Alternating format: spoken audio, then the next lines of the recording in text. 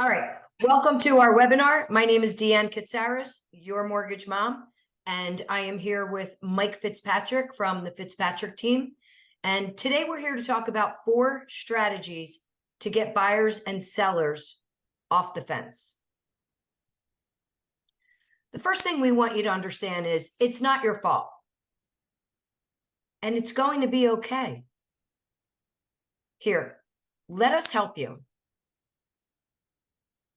We're going to overcome fear and anxiety with facts and the right information. This is all about data and documents.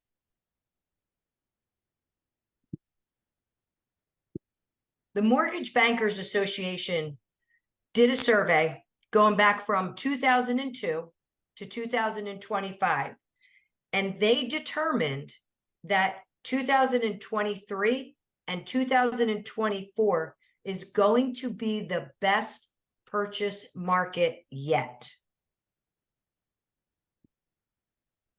The current challenges that we face in this market, these are the 4 most popular that buyers have, reluctance-wise.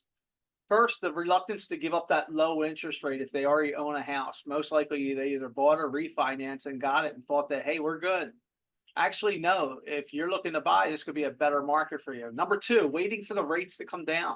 That's something you definitely don't want to do. And I'm going to explain that later. Number 3, you know what? I want to wait for home prices to come down. That's another one that's going to go against you. Or here's the biggest one, waiting for both rates and housing prices to come down. You want to get another bidding war? You remember that when we were purchasing 80,000 over asking? For sure. And then number 4, the reluctancy for buyers to pay over asking. Yeah, I get it. If I have something that's worth $5, I'm not paying $15 for it. But I'm going to show you the value of buying now than compared to going into that market. So number 1, Mike, the reluctance to give up a low rate and move up. You know, the average homeowner has $274,000 in equity in their current home. Yet the average family has about $93,731 in consumer debt. And since 1971, the average mortgage rate was 7.74%. So that's what people don't realize. We are at the average. Actually, right now, we're below the average. And the property taxes, they're still going to continue to rise, roughly about 3%. And that 96,000 in debt that you just talked about, it's going to go up because guess what's coming up? Christmas. Everybody's going to be shopping. Everybody's going to be throwing it on the credit card. No, I totally get that. Yeah, and I'm going to show you how to get rid of it. Yes. And the challenges that we face in the current market, this is the number 2 answer, waiting for rates to come down. This is actually going to go against you because if you do, you're going to have more competition out there. The average home price is about $416,000. 1% lower in monthly payment on a $400,000 loan, that is $250 a month. $3,000 more a year. Average 5.8% appreciation over the next 12 months is $23,200. To buy now saves your client, saves you $20,200. So, Mike, this is a great point, and this is what I ask my clients. If you gave me $3,000 right now, and I told you in 12 months, I would give you back $23,000, would you do it? 100%. I give you more than that. And just Exactly. like before, from 1941, 73 increases, 7 declines. Name me a stock that did that. Name me a Bitcoin that did that. Name me anything that did that. No, you can't. But real estate, I can. I got facts. Yep. So, and we even break it down a little bit further because, again, we come from a place of advising our clients, right? It's not just necessarily what the rate is. So if you wanted to wait for that 1% to get lower, let's keep in mind, if we closed your loan in December, you wouldn't have a mortgage payment until February 1st. If we took that $3,000 and earmarked it, put it in an account all by itself, and we pinky sweared that we wouldn't spend it. And then every single month we went in and we took $250 a month out of it. You would not feel that pain. The only thing you would see is that 5.8% in the next 12 months of appreciation. So Yeah. this is key. Challenges that we face in the market, number 3, let's wait for the home prices to come down. Since 1942, home values have gone up 73 times, only declined 7, and one time it was at 0. Don't bet against a champ. That's a flyer, the slide for next one. We're going to go over that. Inventory is down 38% from 2019. This is when everybody was throwing their house on the market. Right. 67% of millennials, that's 72 million people, will be in the market to buy a home by the US News. Graduation, they're graduating college, they got great jobs, they don't want to rent anymore. These are the people that are going on the market. These are going to be your competition if you don't jump on this now. That's a great point. 72 million. I just want to work with 1%. Yeah. So that's fine. And then betting against the champ. Okay. So I said this before, 73 times since 1941 is going up. Your value has gone up. 7 times it's gone down, and 1 stayed the same. Prices up in 2020 and 2021 didn't mean a crash ahead. Let's look at history. 1943 and 1947. Prices up compounded 118%. And then prices went higher for the next 43 straight years. 1974 to 1979, prices up compounded 93%. And prices went higher for the next 10 years before only going down 1% in 1990. Then another 14 consecutive positive years. Everyone focuses, though, on 2007 to 2011. Now, why is that? Because people like to focus on doom and gloom. Right. You know, if it bleeds, it sells. That's why I have the radio show called Good News in Real Estate, because people need to know the data and they need to see the documents. I mean, looking at this, there's no reason people should be hesitating to jump into the market now.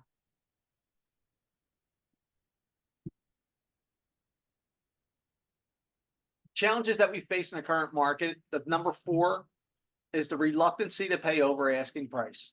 The average appreciation is about 5.8%. Inventory may be a future potential challenge, but rates matter less than you think. Yeah, Mike, this brings up a great point, and it has to do with your whole financial picture and not just what is the current interest rate. So let me ask you a question. If I could pay, and this has to do with refinancing, allocating, and also purchasing. Mike, if I could pay off $45,000 of your debt, right? Because we know that the household debt is $96,000. Let's just cut that in half. That's All a right? crazy amount too. It is a crazy amount. So let's just cut it in half and let's just say 45,000. And that monthly payment that you're making on that 45,000 is $5,000 a month. Okay. If you found the house of your dreams, right? And we paid off all of your debt, you found the house of your dreams, and you still are ahead $3,000 a month in positive cash flow. So we took that 5,000, I spent an extra 2, which leaves you still with 3,000. Right. Would you go and buy a home? Yes. So it makes sense. So you're asking, you know, should I sell? Should I buy? Should you sell? Yes, because you can pay off all of that debt with your equity, get rid of that $5,000, use the money for your down payment, and still have a cash flow of $3,000 more a month. It's a win-win. You're right. It's a no-brainer. I mean, and that's why these people are focusing on the headlines in the news when they actually need to break it down. They need to understand it better, because And the market's not for everybody, but if this scenario says that this is your market, then you should jump on it. Because where else can you invest your money? You know, if you're looking to buy a house and sell it within the next 2 years, all right, you're taking a gamble. But if you're looking for a future investment, real estate's the place to look. And Mike, in that, and that's an excellent point, but in that scenario that I just went over, where I paid off your debt, you have $3,000 more cash flow. You never once asked me what was my interest rate. No, I didn't. When you told me all my 17%, my 15% was gonna be paid, my Yep. car's gonna be paid off, I have no more credit card debt, and I'm looking at a higher monthly payment than what I'm paying now because I have a smaller house than the house I want, and the interest rate's gonna be different, but you know what? At the end of the day, if I was to calculate all my monthly payments on the 17% and 15%, I'm saving money. If you have 15 and 17%, let me know, because right now credit card debt is well over 25%, and You're you absolutely can't get correct. rid of it. You can't get rid of it. You can. If you do those minimum payments, you're gonna be paying it for 30 years. You'll be paying Oh, it into the exactly. mortgage. Exactly. All right, the next one. So again, the challenges that we face in the current market, these are things that we're helping you overcome today. Number one, just to recap, was the reluctance to give up a low rate and move up. Number two, waiting for the rates to come down. Based on what? Number three, waiting for housing prices to come down. And then let's just put those two together, waiting for both rates and the housing market to come down. Yeah, And can I number ask you four, one question? Can I ask you just one question in there? So you Sure. just said, hey, I want to wait for the rates to come down, or I want to wait for the home prices to come down, or I want to have both of them. In the current market, do you see a lot of buyers out there right now? Do you see a lot of demand? Do you see people bidding 80,000 over asking right now compared to about 6 months ago? absolutely not. Okay, so let's say this person's right. The rates go down. You actually think the home prices are going to come down? And guess what's also going to increase? The competition. You got 72 million millennials out there shopping, right? So That's a lot of now competition. it's just going to be the opposite. You're going to be paying more. There's going to be more competition. We're going to be right back to 5, 10, 15 offers on the property. Yeah. And it gets frustrating. It gets frustrating as a realtor, and it gets frustrating as a buyer, because again, you fall in love with a house and now you have, 15 other people bidding on it as well. So, and it goes back to number 4, like the reluctancy for buyers to pay over asking. Then don't, and do it now. Here's what you can't control. There's going to be certain things you can control and you can't control. These are the items that you can control. Monthly job reports, inflation, home prices, lack of inventory, and the Federal Reserve. But guess what? These are things that you can control. Your attitude, that's very important. You have to stay positive. You have to stay solution-based. The effort that you put into it. I want you to understand the whole process, so this way you understand what you need to accomplish. And then actions, and we're going to supply these actions to you in a list, and they're not going to overwhelm you. They're not going to stress you out. You're going to wonder, wow, this is so easy. Why didn't I do this before? Excellent point. So these are your expectations versus reality. And I think that you do an excellent job, as well as myself, giving our clients and setting them the expectations. But what happens is, the reality is that most people give up right before they get to that point. Yeah. So when we're able to arm our clients with the information, so when Uncle Harry starts chirping in their ear about, well, back in the day when I bought a house, I did this and you should do this. You know what? That's where most people get confused. And that's when most people give up. So you need to work with professionals like us that have your finger on the pulse. I mean, Mike knows, I'm thinking of my radio show with Mark, because he's always, if you don't ask, the answer's no. And he, goes on a big rant, which is awesome. But Mike, you always have your finger on the pulse with the market and what's going to happen and when's a good neighborhood and when's the best time to buy. And then you set up the reality, right? Which is the whole reason you want to work with professionals, because you don't do dentistry by home. right? No one's going in and extract, hey, I'm gonna come over. Mike, can you do me a favor and just pull this back tooth for me? It's like the No, Three Stooges, tie it to a doorknob and slam the door, right? you're going to a professional. All right. So the greatest predictor of your your future are your daily actions. So the actions that you take every day, and this is by the 12-week year. And discipline is choosing what you want most over what you want now, and that's by Greg Groeschel. And these are great books. Everybody should read them. Yeah, and discipline. I mean, it's discipline. Stop going out, to dinner 3 nights over the weekend and only go out 2. It's discipline. Anyway, and the thing is too, Mike, you gotta commit. You gotta commit to your family, to your future, and your dreams. What is it that you really want? Do you want a nice backyard for your kids? Do you want a better school district? What are you thinking about? What is your future and what are your dreams? And it's also a life of freedom, right? No one's going to tell you what color that front door needs to be painted. And you're also in a community. So you got to commit to yourself what's important. What is important to you in purchasing a new home? Execution is really important because even if you're committing to doing certain actions, if you don't know how to do them or do them 100%, it's going to hurt you. So when you have that plan, a proven plan that's process based, not emotion based. Sweat, SWET, same way every time process that produces excellent results. It's like working out. It's the same over and over again. Better yourself, 1% more. With sales confidence that you have a team to support you and your efforts. This perfect example, you're working out. Do you want to keep yourself accountable or do you want that trainer to make sure you're accountable? Eating the right foods, pushing yourself, giving an extra 1% every single time, you know? Great point. Excellent point. Do what it takes. Show up. Be your best.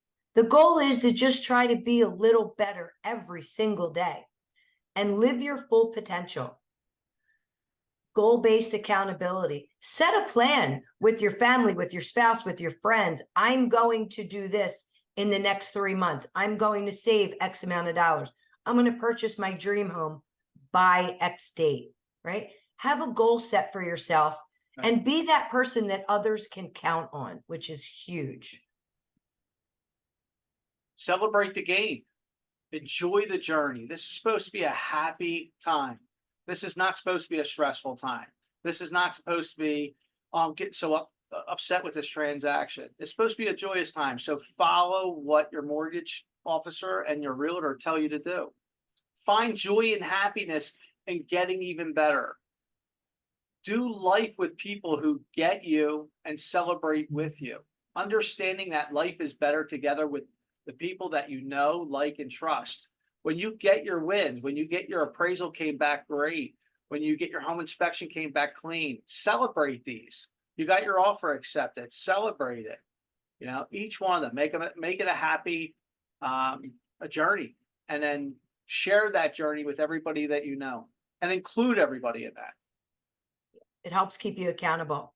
Yeah. That was great. And I hope we were able to, help overcome some of the sticking points while people are waiting and not jumping into the market. I mean, the plan is to just get ready. If you don't ask, the answer is no. And I keep harping on that, but, find out what is that mortgage payment? What is your goal? What is your budget? Reach out to Mike and myself and we'll be happy to do a consultation. It's painless and it doesn't cost anything, but reach out to us directly and we'll be more than happy to help you. And that's the biggest thing with this market too. It's like everybody has information. We're not saying that the news is 100% wrong, or if it was, it wouldn't be out there. But what they're doing is they're focusing on getting more higher ratings, and negative information captures a lot faster than positive does. Right. And when they put that little headliner out there, it catches everybody's attention and doom and gloom. Hey, take that information, but you know what? go to the experts. Okay, that news reporter is not an expert in this market. We can actually break it down for you. How many times have you gone out and you go look at a car for 21 or 29,000 and, oh wow, all it costs is 29,000. Well, at the end of the day, it's going to cost you $34,500 with all fees and stuff like that. And that's what we're going to do. If you're focused on keeping that 2.5% interest rate, we're actually going to show you you're losing money. If you're in the market of getting a house within the next 5 years, you're actually going to save more money buying a newer house compared to waiting that 5 years and missing out. For sure. Awesome. Great, Cap. Thank you. Thank you, everyone, for joining. Again, if you have any questions, Mike Fitzpatrick from the Fitzpatrick team, Deanne Katsaris, your mortgage mom, feel free to reach out to us directly. Great. Thank you.